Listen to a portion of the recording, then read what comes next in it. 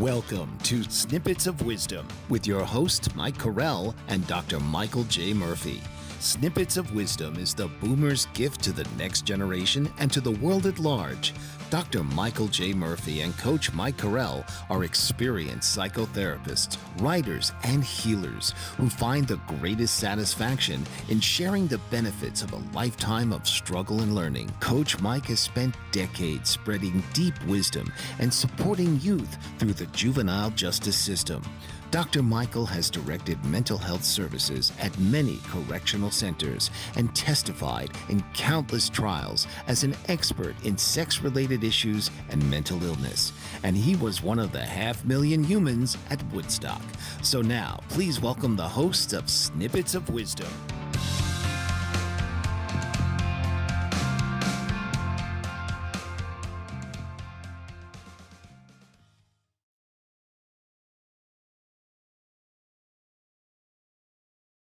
Welcome, everybody.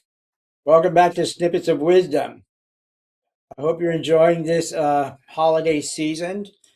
We have a great show prepared for you today. We're going to talk about the psychology of money. Dr. Clare Graves wrote a book called Values, Human Values and the Evolution of Consciousness. And he describes 8 human values that can really help us understand the financial decisions and the reactions to economic events that are deeply rooted in person society and in dominant coping mechanisms throughout the world. So let's check this out. At the very basic level, we have what is described by the beige color. It's just an arbitrary color, but the level of survival, where money and debt are largely irrelevant concepts. So the focus is mainly on surviving. It's the time of hunting and gathering, foraging. They didn't think about money at that particular time in history because it was not even an issue. It was, you just hunted for what you needed, and that was it.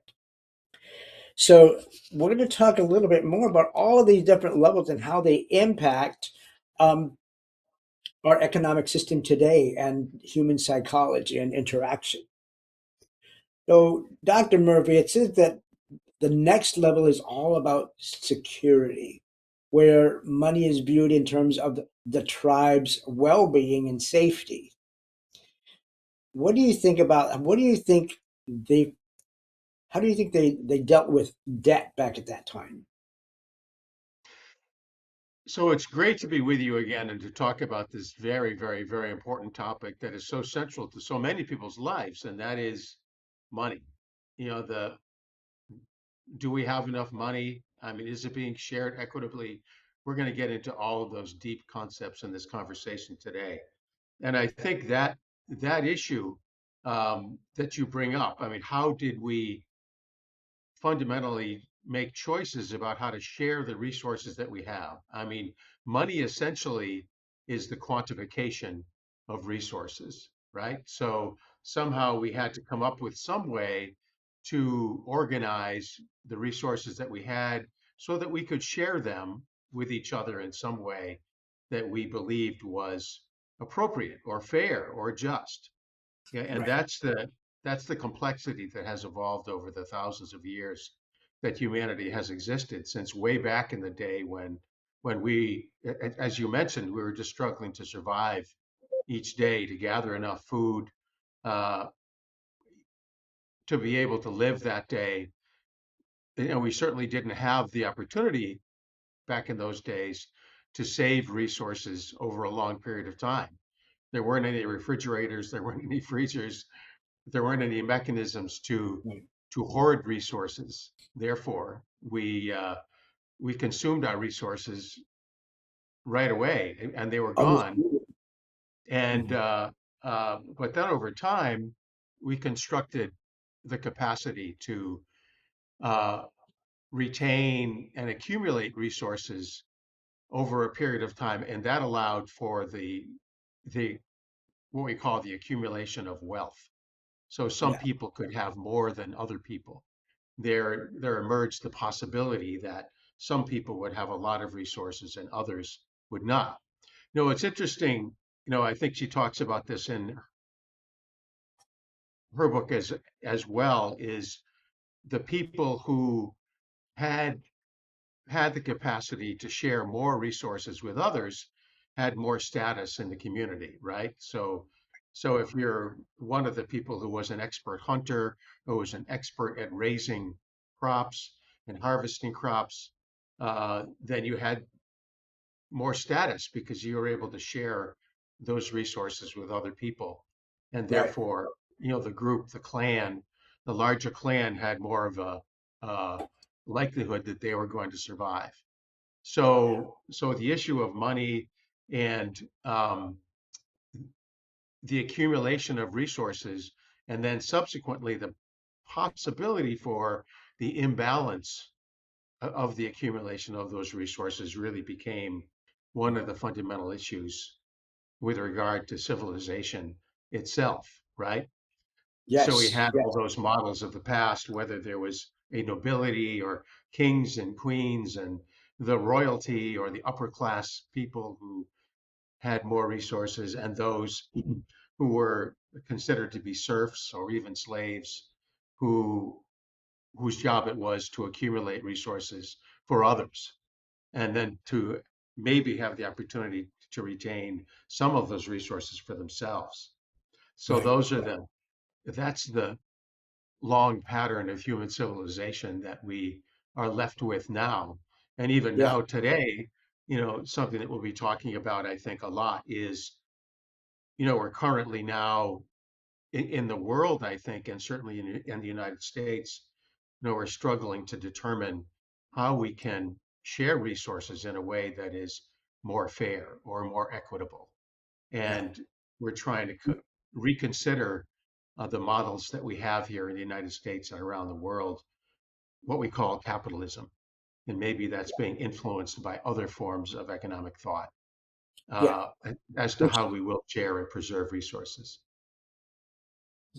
yes, and the American way has more to do with capitalism probably than a lot of other countries. But when you think about the mindset that has carried over, that has evolved with us, there are certain segments of the population that have maintained that tribalistic mindset, and these are people, for instance, have customs such as the communal sharing of resources, collective decision making. They make decisions as a collective, uh, kind of like democracy was originally um, used for.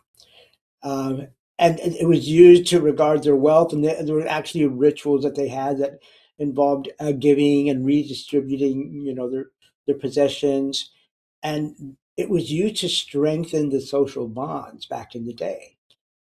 We do that today. We still use that to strengthen our social bonds.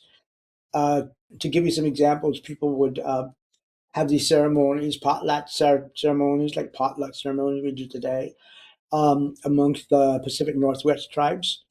And it involved feasting and celebrating and giving away to affirm their status, to affirm that we have been successful, and we have been so successful that we have enough to share beyond our own personal needs. And so those are things that have carried over from the very basic values that began as civilization began to evolve. Uh, what about the next level? Because this one bleeds into the sense of power. Uh, when you had enough to share, it felt powerful.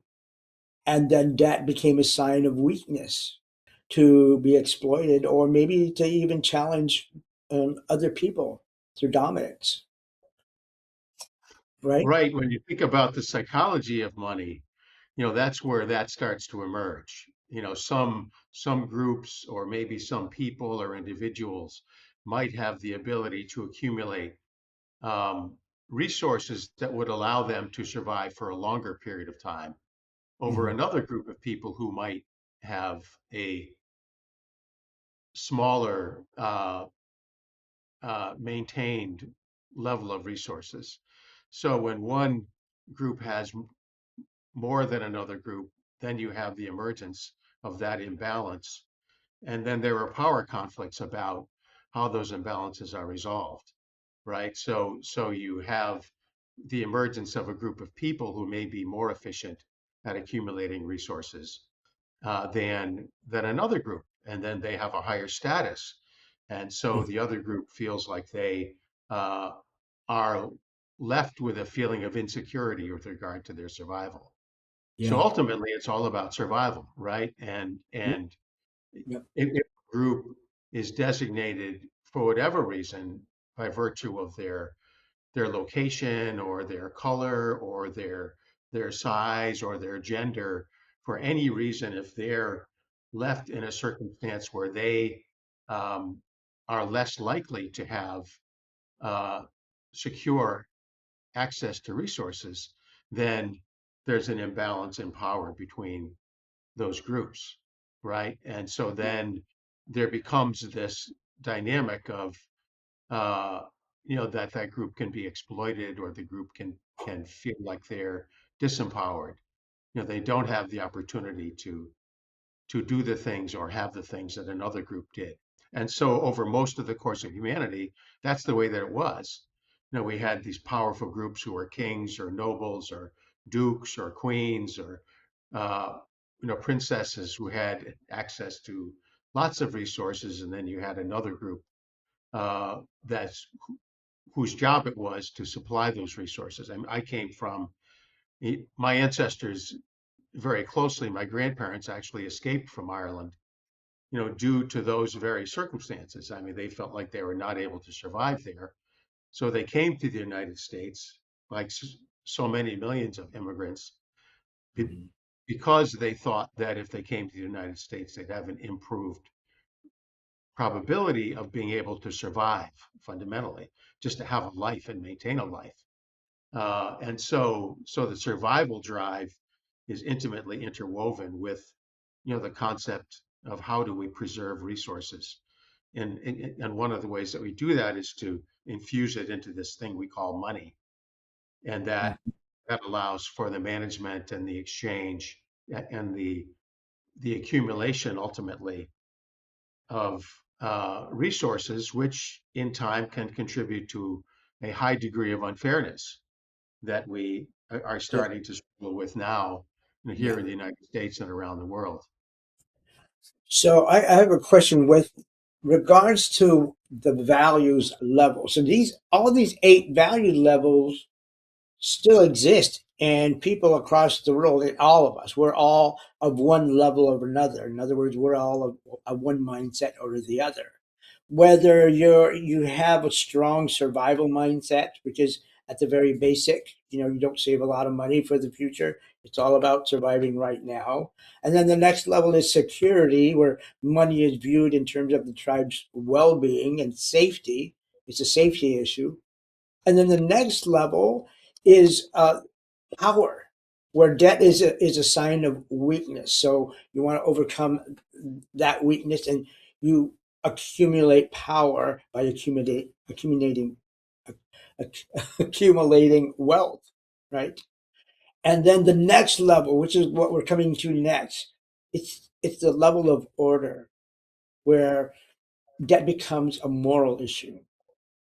Good people pay their debts, and they adhere to the rules, and just kind of like Maslow's hierarchy of needs and same level, where people believe that rules are a significant part of our evolution in our development as a human race, right? So Right. So ultimately, we're seeing that, and I think you're talking about the fact that ultimately money and resources and the manipulation of resources becomes a moral issue as well. yeah, Decisions about who's good and who's not so good, or who even is evil. If you think about, the ways that justifications were created for certain wars, World War II yeah, was really started on the specification that a certain group was not not acceptable in some way. So there need to be a struggle against that group, and they were subjected to, heinous Yeah. sorts of exploitation, and Right. so, and ultimately, uh, terrible forms of aggression. Yeah. So money and decisions about right and wrong are fundamental, and that's something that we'll be talking about, as I understand it, when we get back in 1 minute, right? So please stick with us, and we'll get to the bottom of this eventually. Mike Zorek, a three-time California state champion in Greco-Roman wrestling at 114 pounds.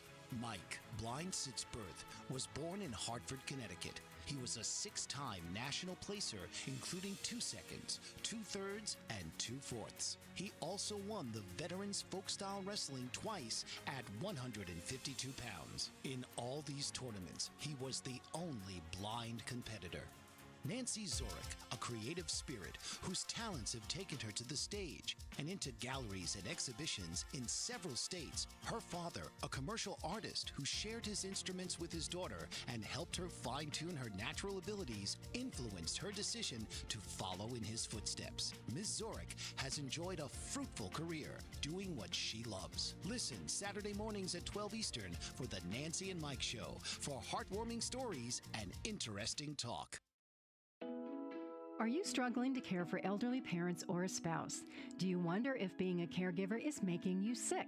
Are you worried about taking time off work to care for elderly parents and balance work, life, and caregiving? Has caregiving become exhausting and emotionally draining? Are you an aging adult who wants to remain independent but you're not sure how? I'm Pamela D. Wilson. Join me for the Caring Generation radio show for caregivers and aging adults, Wednesday evenings, 6 Pacific, 7 Mountain, 8 Central, and 9 Eastern, where I answer these questions and share tips for managing stress, family relationships, health, well-being, and more. Podcasts and transcripts of The Caring Generation are on my website, PamelaDWilson.com, plus my caregiving library, online caregiver support programs, and programs for corporations interested in supporting working caregivers.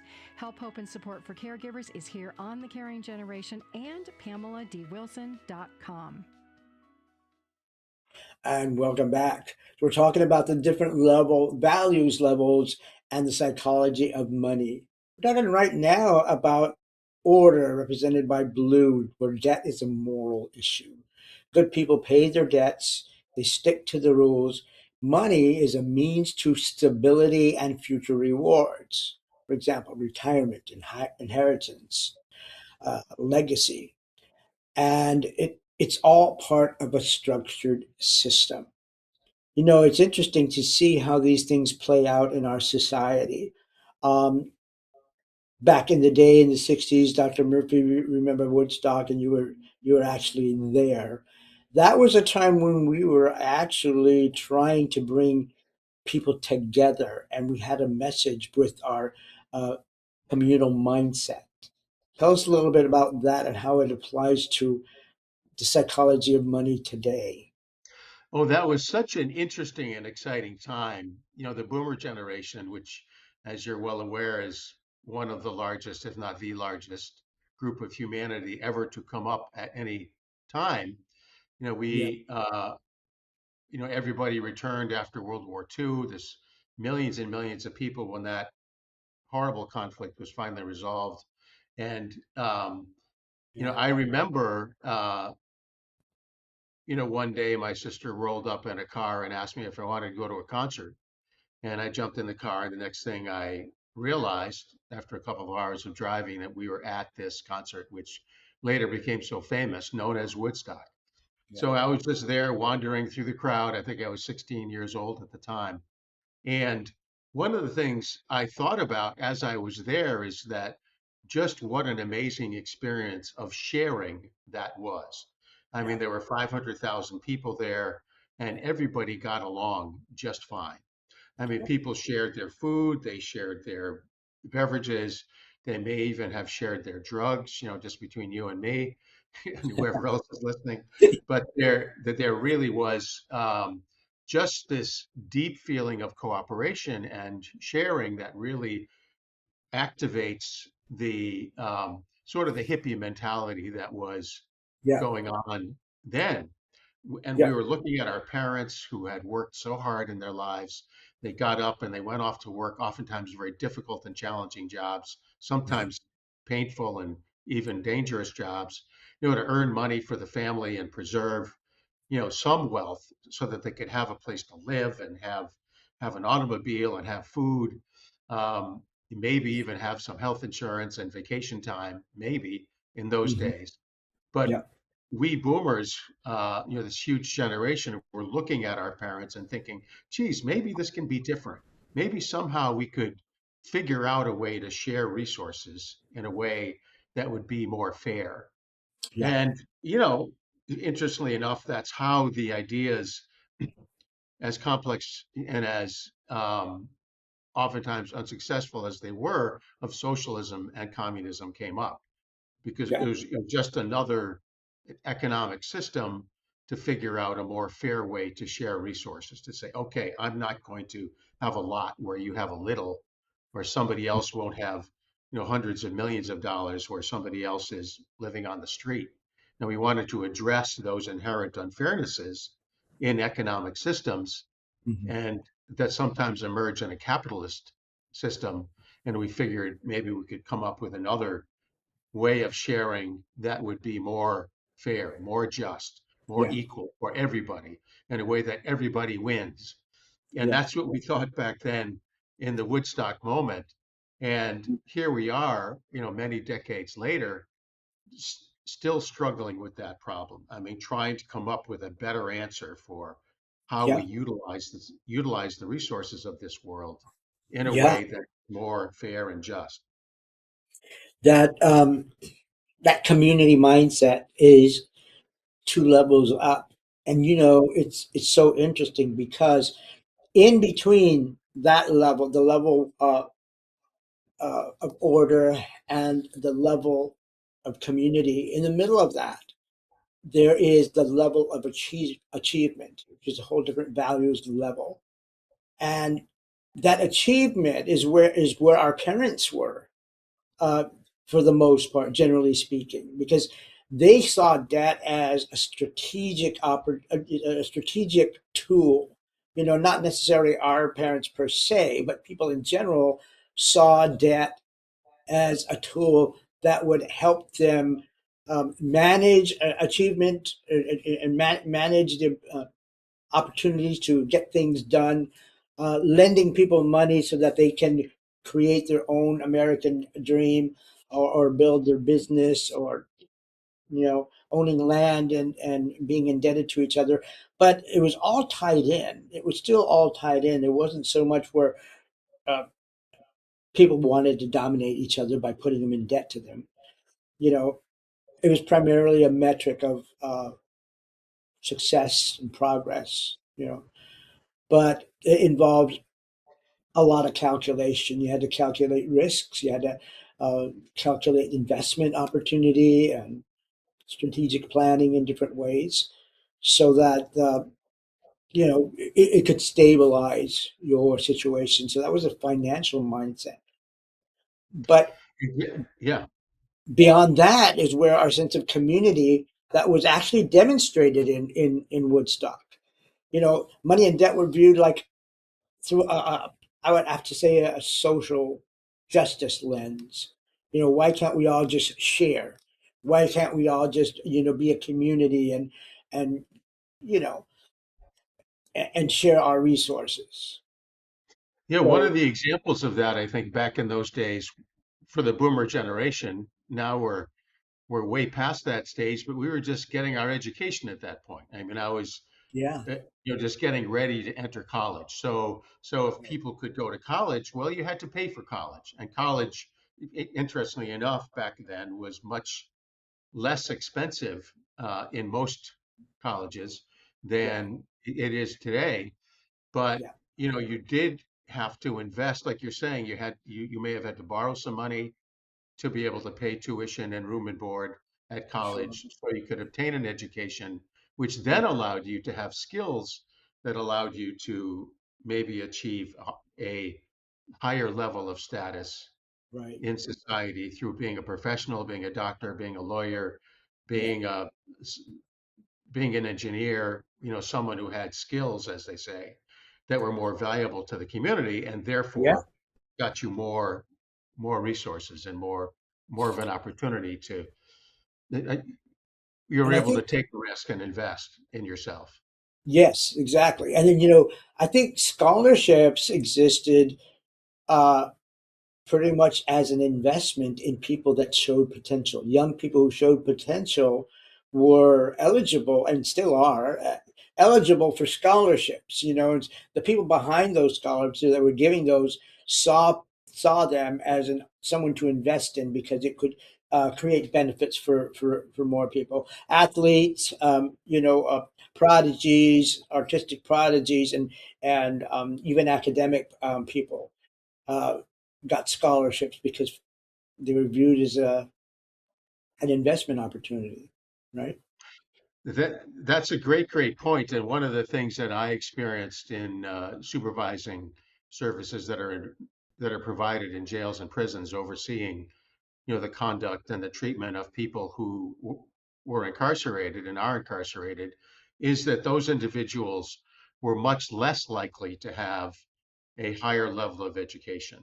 So one of the Right. opportunities that they had less access to, for whatever reason, is that they did not have as much of an access to higher levels or more sophisticated levels of education, and Correct. therefore they didn't have the chance to invest in themselves in that way.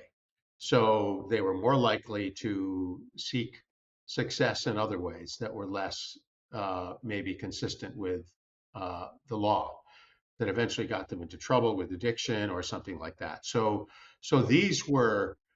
this started the whole examination of the meaning of money in terms of opportunity, and seeking, once again to say, okay, if we're going to have these institutions and these opportunities that are limited to people who have these skills, then we need to create a system that allows more fairness in terms of access to the learning that you need to have in order to acquire those skills. So status and opportunity and investment uh, were all interwoven. And so the ethic of sharing that came up with Woodstock, and we really do want to give everybody the opportunity to have uh, the chance to actualize themselves, the next level of that economic system. When you do actually have the chance to do something that you believe is more of an opportunity for you to be the person who you want to be and to use the skills that you uh, happen to have. So, even today, this is a dynamic that we continue to struggle with. And I think all of the conflicts that we see in the world are somehow related to this very issue, happening right now as we try to deal with international relations, here in the United States. And we make decisions about, how we manage the resources and the debt, here in the United States. Yeah. Which takes us right to the next level because the next one is a systemic value. Debt and money are used are seen as abstract parts of a complex interconnected system. So it becomes if we didn't have it explains our whole economic system really because if it wasn't for debt and money our economic system would not exist.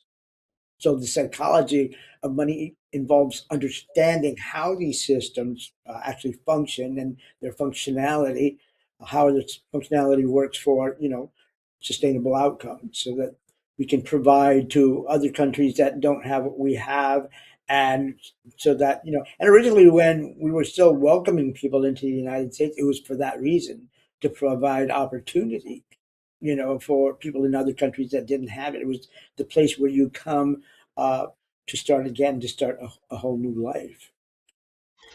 Right. That's the thing that happened with my grandparents, certainly as they escaped from Ireland. But something that we'll see is that we can influence opportunity, but we can't necessarily control outcome. So we'll be talking about that when we come back.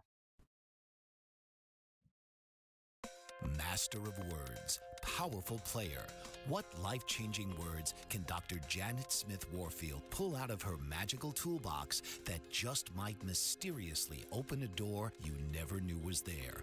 A door to free yourself from fear forever. Transform your rage into right action. Release your guilt. Position you into a life of freedom, purpose, passion, power, and peace. All quite suddenly, unexpectedly, and almost miraculously, with no effort on your part. Join Dr. Janet on Dancing with Words, Dancing with Wisdom, as she and her guests show you how words map our experiences, immersing you in a sound bath that relaxes your muscles, opens your mind, and supports you in co-creating your extraordinary life.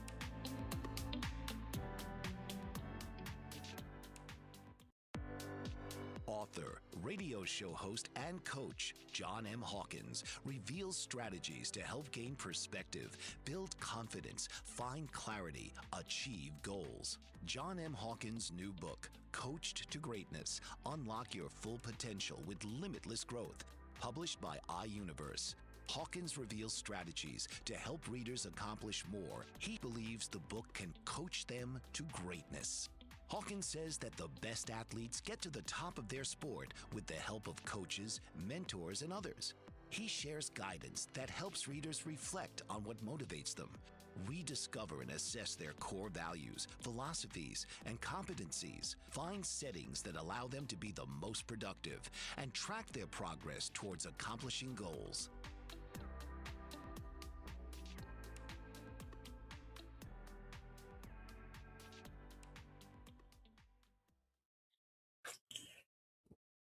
And so, welcome back. So you can see the effects that money has, not just at a national level, but the international events that are taking place are all influenced by how we view money and how we relate to it, and the psychology of our values on money. These are value systems that operate on societal levels, influencing national policies, international relationships. And so we're going to talk now a little bit about that actual power, how nations might use debt as a form of dominance, exploiting weaker nations, for example.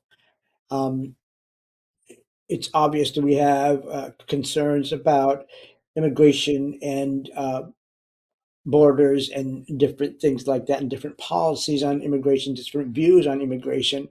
And so we're going to talk a little bit about that. Let's discuss that, because there are so many varying opinions about what should happen with regards to setting up borders in our country and allowing people to come in, the legality of it, the rights that immigrants should have. When you really think about it, we are a nation of immigrants, and who's to say when do we close the doors, and do we close the doors fully, completely, or do we allow opportunity according to our ability? What are some different views on that, Dr. Murphy? Right. There's that famous statement, that we've all heard uh, from, I think it was either the Communist Manifesto or something like that, from each according to his abilities and to each according to his needs. Mao That's Zedong and idealistic statement yes, that yep, everyone should have the opportunity to survive, right? We should have what we need in order to live, right? We should not yeah, be denied, the fundamental necessities in order to have food, clothing, and shelter that allows us to live, right? right, And so that's one thing that we think that people should have morally. It's just right. And people should be able to contribute to society to the level that they have the capacity to do so, right? So from each according to his abilities, to each according to his needs. yeah, But then things get very complicated from there, right? So now absolutely, now yeah, it sounds real simple, but then you get to the boomer generation now, and we're this huge generation that over the course of our lifetime since Woodstock, we've had jobs, we've done things, we may have accumulated some resources, Mhm. maybe more than we actually need in order to survive.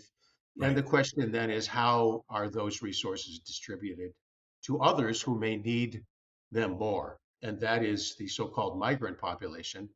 I mean, we supposedly, I think some people estimate that there are somewhere in the neighborhood of 20 million people who entered the United States in recent decades from other countries, and they need to be taken care of. I mean, they have and want to have the opportunity to live and even to thrive. And what is fair and just with regard to them? You know, making these decisions about how the limited resources of the planet Earth should be distributed to people who, who, just by virtue of their circumstances, may have happened to be born in an impoverished situation Mhm. where they don't have access to the necessities of life. So they seek to go elsewhere, as you know, many millions of human beings have done for many hundreds and even thousands of years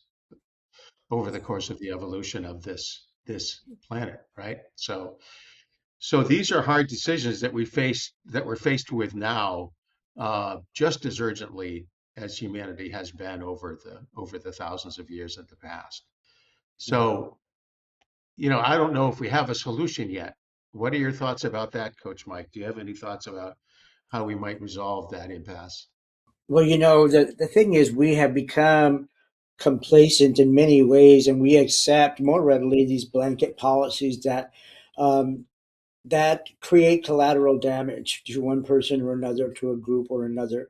Um, and I think it's really important for all of us to really consider the humanity, the human lives behind every situation. I think every situation deserves the scrutiny of looking into and see how are the collateral effects going to impact individuals. When you look at immigration and families that have in their mind strategically decided it would be best if my kids could be born in the United States, even though they're not legally here, and they didn't have the wherewithal to do the whole process, and maybe gambled on the opportunity to create something for their kids. Some of these things are not thought out well. Then you have people who are escaping dire circumstances in the country that they live in, who actually need, you know, help, and they need a place to go, where they can feel safe. There are so many different situations and so many different circumstances that need to be looked at. And yeah, sometimes the law can override human needs. Sometimes you throw the baby out with the bathwater, so to speak, and you create more problems in the collateral damage than you actually, you know, create solutions. So I think we just all need to consider each situation as much as we can and do the best that we can as individuals to open people up to the responsibilities of living in America. Not just you can go there and have the American dream, but there are consequences to everything, and there's a way to do things. You know, it's very interesting. I think about that Woodstock moment, you know, when I was there wandering in the rain. I remember sleeping under a tree in the rain, but Yeah. people would loan food and people would give you a blanket, and people were very kind and considerate. And the amazing thing is that by and large, it's been my experience over the course of a long lifetime now that almost all human beings are caring and generous and kind. The people I run into, you Yeah. know, every day. Even my work in jails and prisons, I mean, it's amazing how cooperative, even in those environments, we see the things on TV, but it's nothing like that in reality. In fact, even those institutions operate in a very orderly way. Uh, Mhm. that's fundamentally consistent with a considerable amount of kindness and caring. People want to do the best they can. Wherever you find yourself and traveling around this world, you find good people. You find caring people who want to be helpful and to be of service to others. And that's fundamentally the Woodstock ethic, that people fundamentally want to be kind to others. They want to share with others. And how can we implement that in Hmm. some kind of economic system that will represent those values of kindness and sharing and equality Hmm. that we all value, the vast majority of us value and want. While at Yeah. the same time, we want to be able to take care of our families, take care of ourselves, you know, make sure that we are safe. So it really is, the ongoing struggle to clarify how we can fairly distribute the assets that we Yeah. happen to come upon um, over the course of a lifetime. And now we face this moment ourselves, the boomer generation, as we're older, and we may have some resources, and how are we going to deal with that situation as we approach the end of our lives? And so the issue of survival, healthcare, life and death are also fundamental economic issues. And I mean, the biggest um, financial system in the world is the biggest financial system in the world is the American healthcare system. It consumes trillions of dollars every year. So we're really, uh, that's the decision that we've made, is to allocate a gigantic amount of our resources to what can be called healthcare, or maybe even sick care. So, and Yes.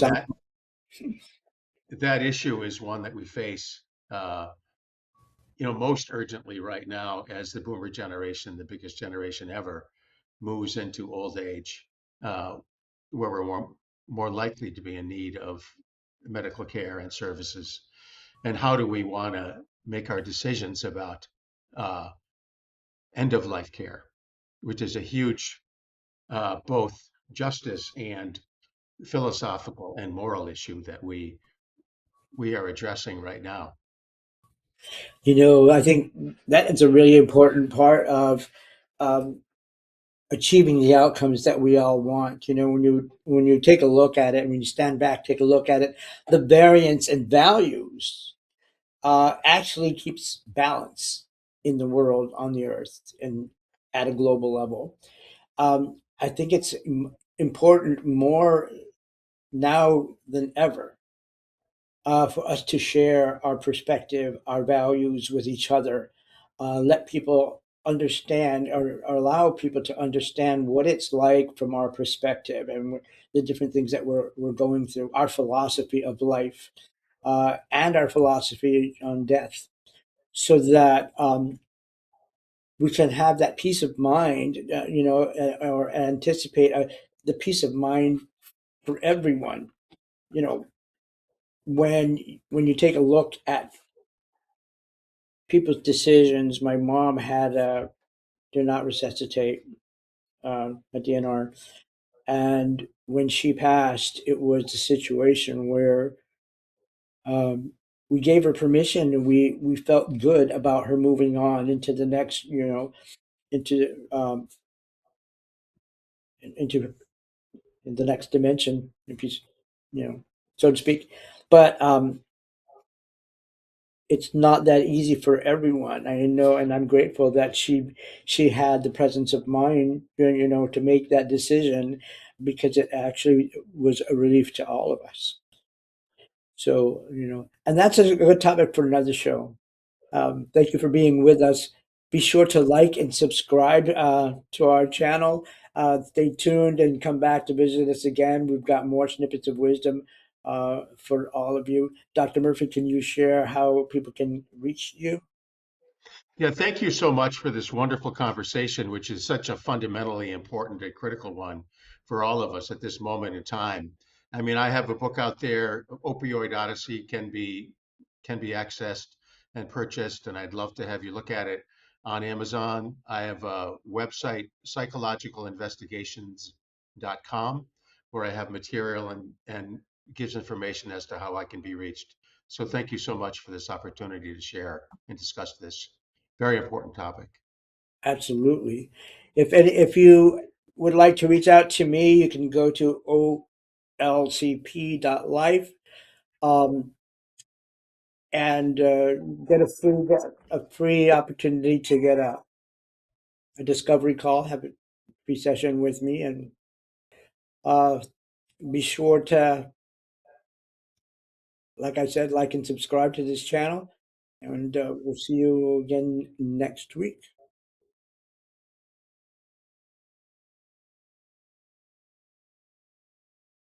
Oh, no, you won't. You won't see us next week because we'll see your rerun. And it'll be happy holidays to all of you. We'll probably see you in a couple of weeks. Yes, Uh, happy holidays, and I'm sure we can all share everything we have in this wonderful season. That's all about giving and sharing and loving our neighbors and our families and ourselves. yeah, for sure.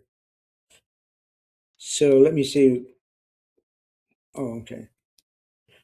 Zach's trying to communicate with us. Thank you, Zach. Appreciate that. Um,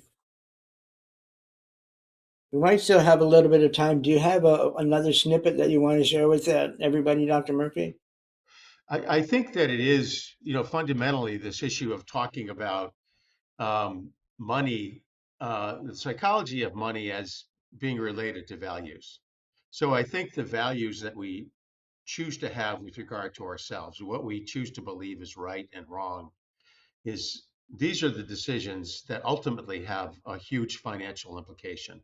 For The sure. Woodstock moment essentially was a time when we were making decisions about what was right and what was wrong, how we wanted to spend our lives, how we wanted to spend our uh, limited period of time that we have, to spend on this planet. So money and values really are, and values are a way of really defining how we're going to manage resources, including financial resources. That is money. And I think that that's something that we really need to have open conversations about. All of us need to talk about this issue openly with everyone else in the world, in our Yeah. communities and our families. Have the conversations over the Christmas table, when you're having a meal about what you think is right and what you think is worth doing in terms of how we make choices about the distribution of assets that we have. I'll tell you what, we have time for one quick break and come back and share a little bit more on that because you just touched on something really important. We go on a break, Zach? Master of words, powerful player. What life-changing words can Dr. Janet Smith Warfield pull out of her magical toolbox that just might mysteriously open a door you never knew was there? A door to free yourself from fear forever. Transform your rage into right action. Release your guilt. Position you into a life of freedom, purpose, passion, power, and peace. All quite suddenly, unexpectedly, and almost miraculously, with no effort on your part. Join Dr. Janet on Dancing with Words, Dancing with Wisdom, as she and her guests show you how words map our experiences, immersing you in a sound bath that relaxes your muscles, opens your mind, and supports you in co-creating your extraordinary life.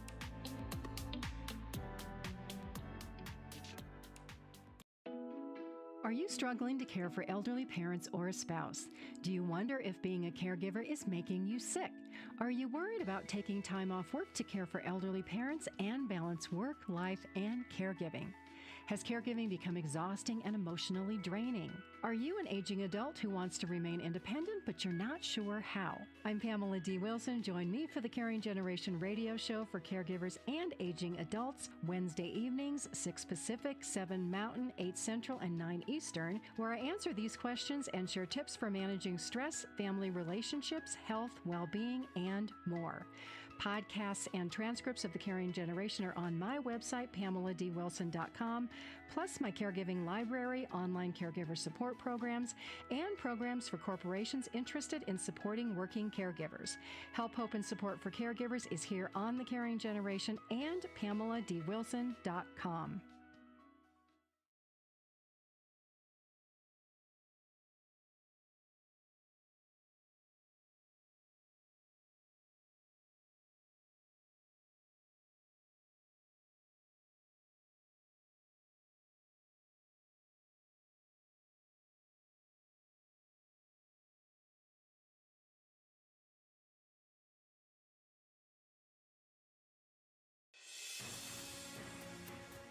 Mike Zorich, a three-time California state champion in Greco-Roman wrestling at 114 pounds.